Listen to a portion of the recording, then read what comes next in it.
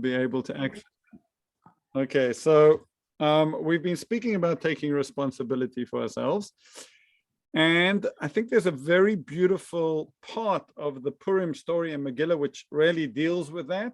And let's see if we can develop it a little. So here we go. In the Megillah 4:14, we're at the stage of the story when Haman has made this terrible decree to annihilate all the Jews. And he instructs Esther, who's already the queen, to go and see the king.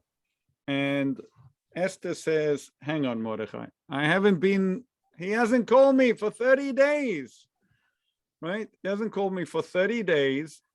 And the law is, everybody knows, that if someone goes unannounced into the king,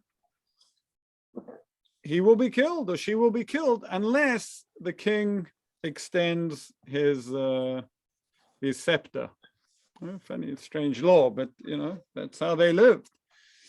So, and Esther says, I'm scared, Mordechai. I'm scared. This is not an easy thing you're asking me to do. And he says these famous words to her. He says, on the contrary, young lady, if you keep silent in this crisis, it sounds like Zelensky speaking, right? Yeah, I had the same thought, right? Right.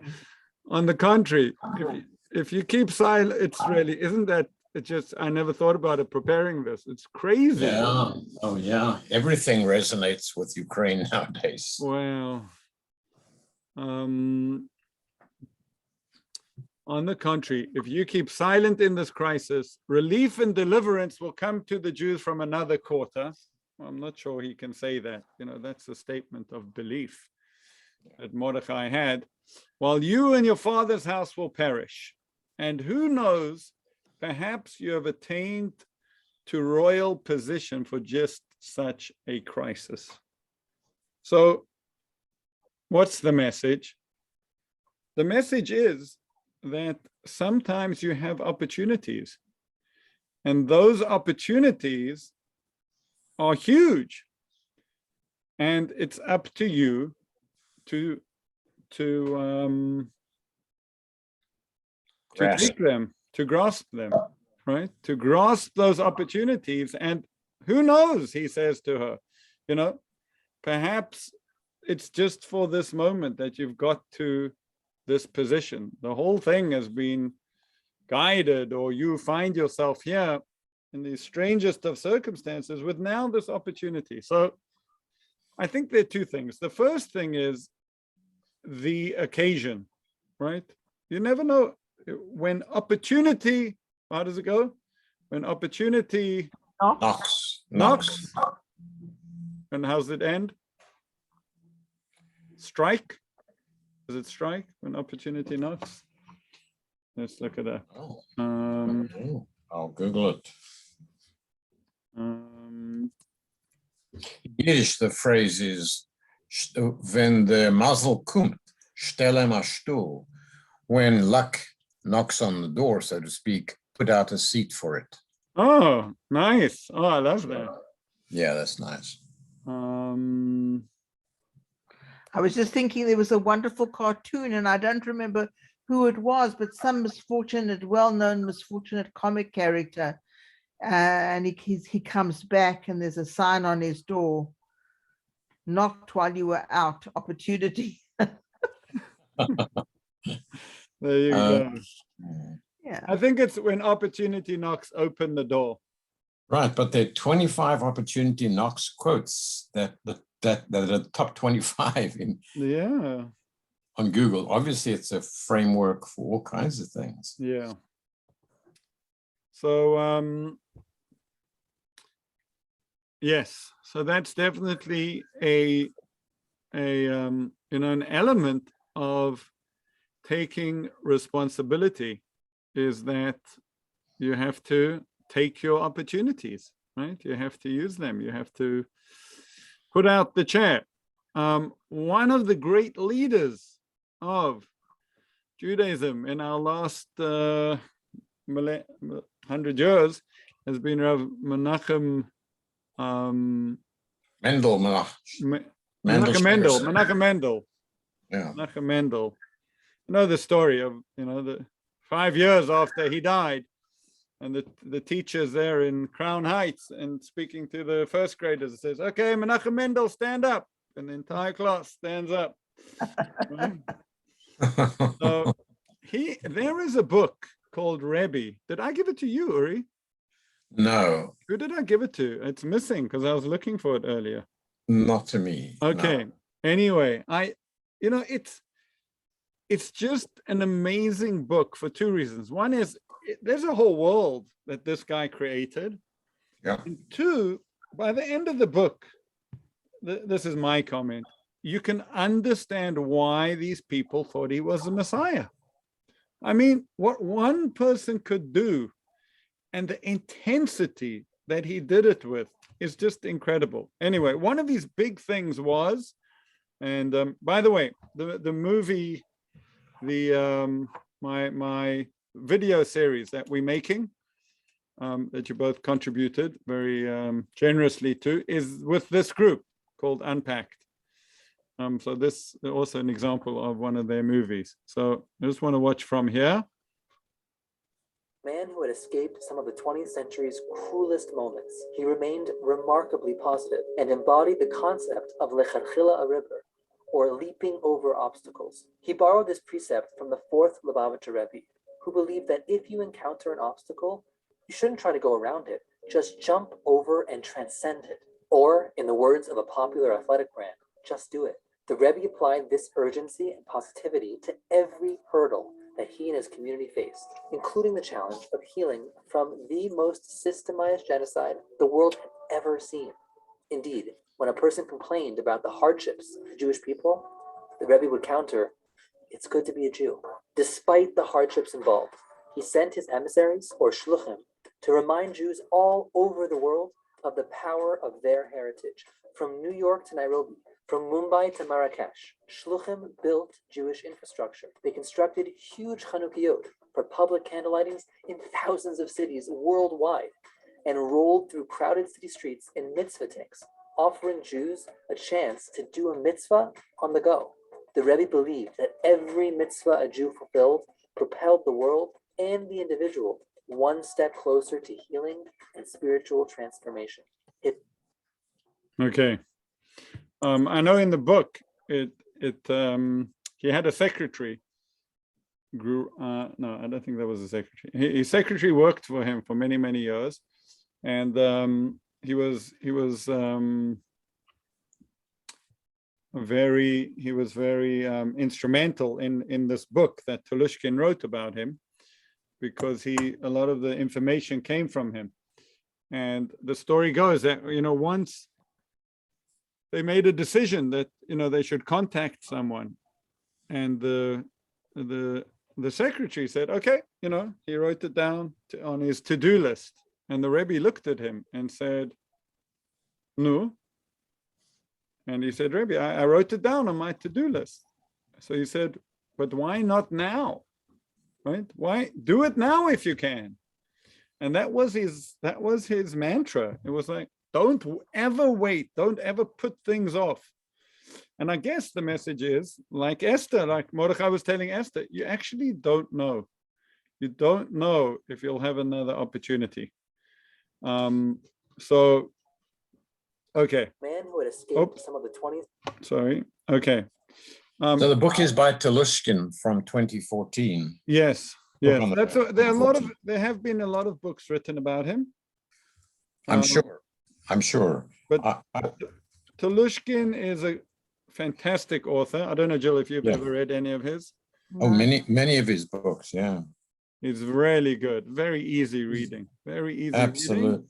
Absolutely. With a nice sense of profundity. Yeah. Oh, there we go. This one.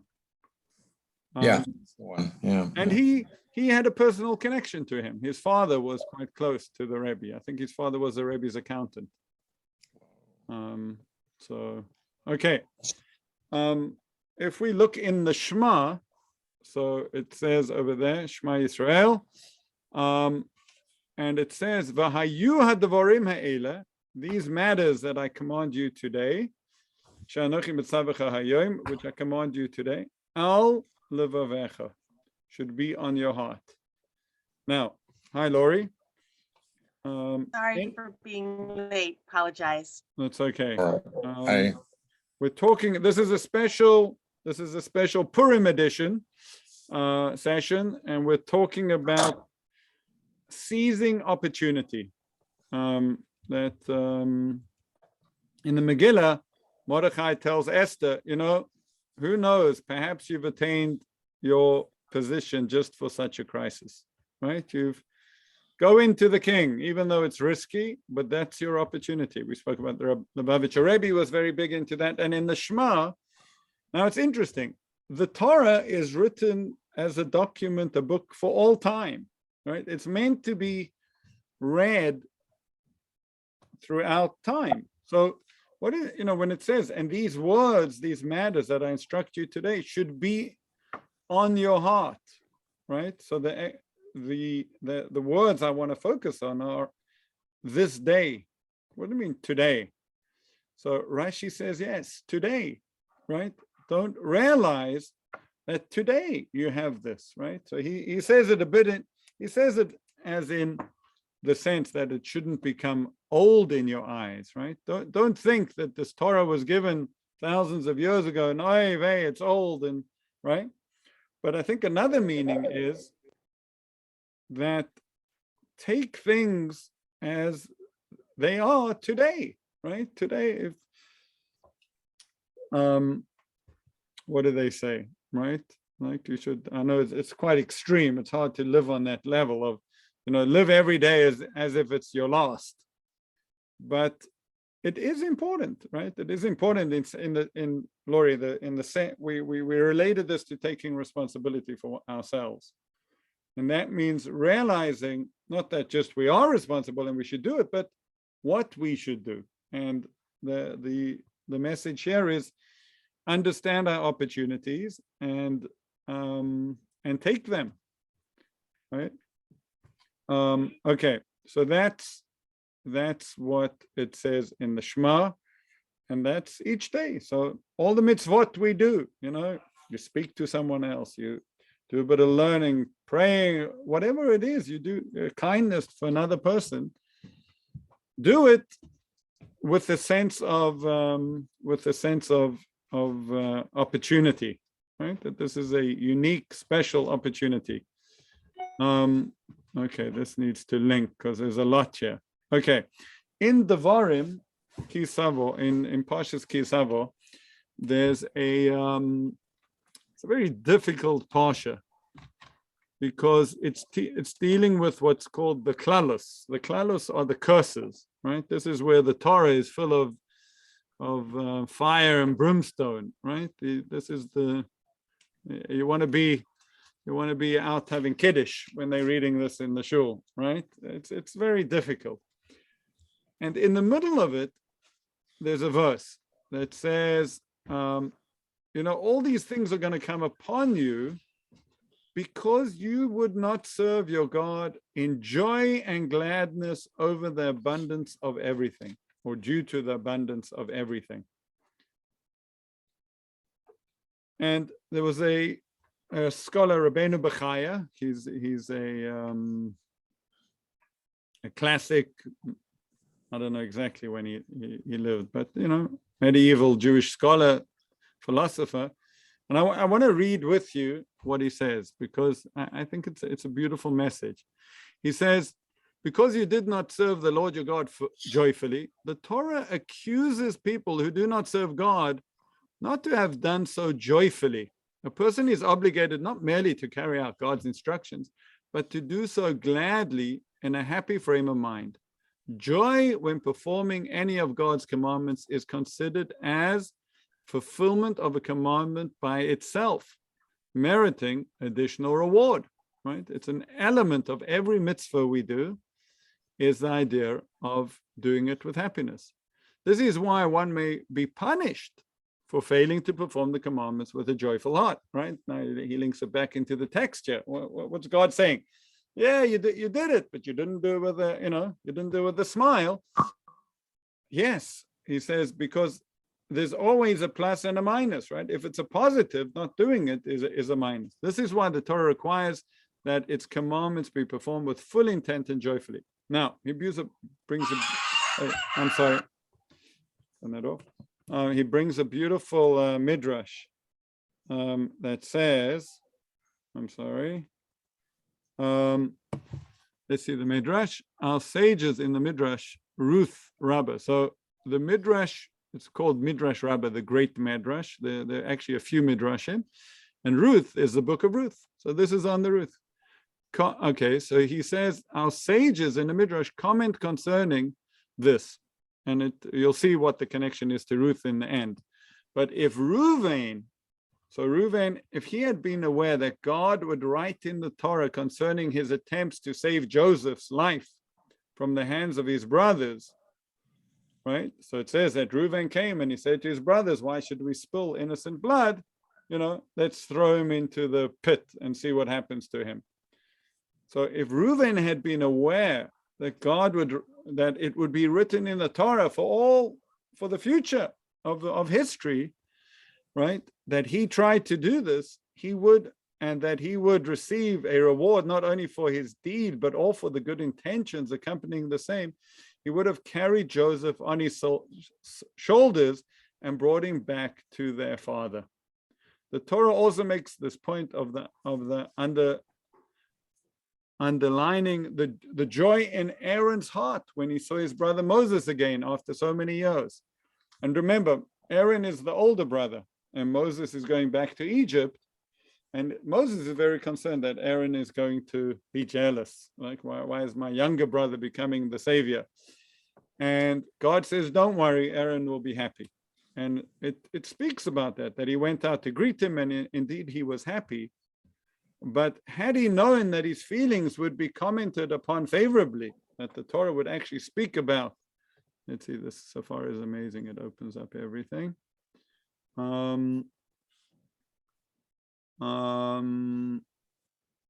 Right, that he will be happy to see you. That's what God says to him. Had Aaron known that, had he realized that, he would have gone out to meet his brother accompanied by an orchestra of many different musical instruments. And now the reference to Ruth is, had Boaz known that his offering Ruth food and drink in abundance would have been recorded for eternity as a good deed of his, he would have fed her the choicest parts of fatted calf instead of merely bread and vinegar. Right? So what's the message of the Midrash? What's the message of the Midrash?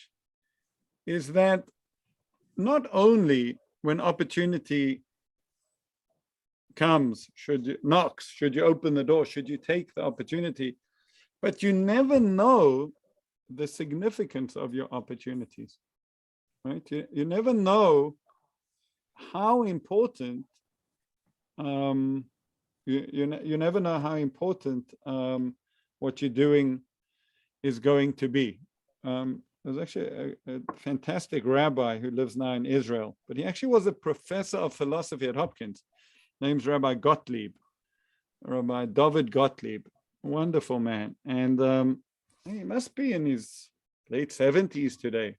But I remember when I used to teach in Jerusalem at Osamer, he used to come in and teach. And now and again, I would sit into his classes. They were brilliant thinking, clear, fantastic. And he used to deliver his class with so much energy, he was always animated and fully present and, absolutely engaged. And it was a very engaging class for everyone. And I asked, and, after a while, I realized that he was actually repeating a lot of his classes. He had his classes and, almost verbatim, he would be able to produce them. So I asked him once, I said, Rabbi, how do you do it? Don't you get bored? You're just churning it out again. You know what you're going to say. So he said a beautiful thing. He said, you never, ever know who's going to be in your class, and what you're going to say that's going to make an impression, and what the extent of that impression will be. So therefore, I have to try, my best all the time, because I don't know. Maybe you don't know what each opportunity brings. So that is a message. The message I would like to impart this for us, for Purim. And I think it's a beautiful message. Comments, questions, alternate speeches and stories. So just remind us, when Esther goes into the king's presence, what happens next? How does it play out immediately after that? Good question. The king extends his scepter. Oh, he does. finds Okay. favor in the king's eyes. Okay. Okay. And he extends his specter, and she goes in, and then she does this crazy thing about come to the meal, I want you and Haman to come to the meal, and she was very wise about it. But Yeah. it's interesting, actually. I'm just pulled it up here. So that's what Mordechai tells Esther, go. And Esther then tells Mordechai, go and assemble all the Jews who live in Shushan and fast in my behalf. Do not eat and drink for 3 days. This is the source of what's called Ta'anit Esther, the fast of Esther. I and my maidens will observe the same fast. Then I shall go to the king, though it is contrary to the law. And if I am to perish, I shall perish. I know that I might, So Mordechai went about the city and did just as Esther commanded. On the 3rd day, Esther put on the royal apparel and stood in a court of the king's palace, facing the king's palace, while the king was sitting on his royal throne in the throne room facing the entrance of the palace. As soon as the king saw Queen Esther standing in the court, she won his favor. Nas'a chen be'inav. She found grace, favor in his eyes. The king extended to Esther the golden scepter, which he had in his hand, and Esther approached and touched the tip of the scepter, a great image. And what troubles you, and that's really the turning point of when there's hope. Yeah.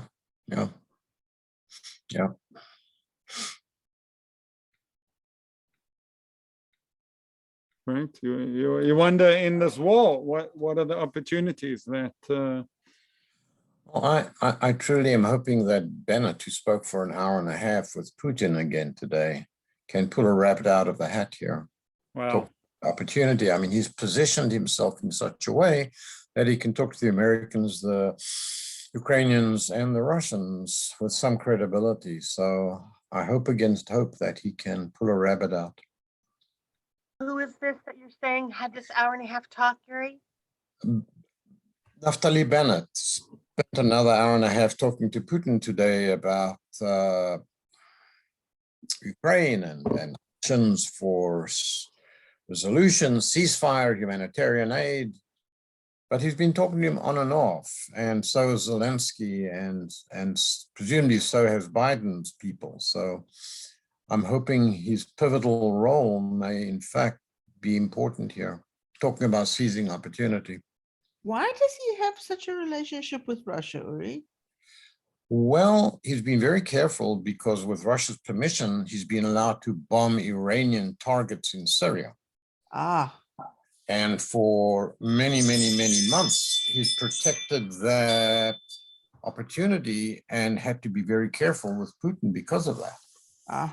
Okay, thanks. Dared not openly criticize Putin, otherwise he'd lose their collaboration in Israel's protection of itself against Iranian targets. Okay, thank you. That's helpful. There's also a very interesting personal connection Putin has with Jewish people.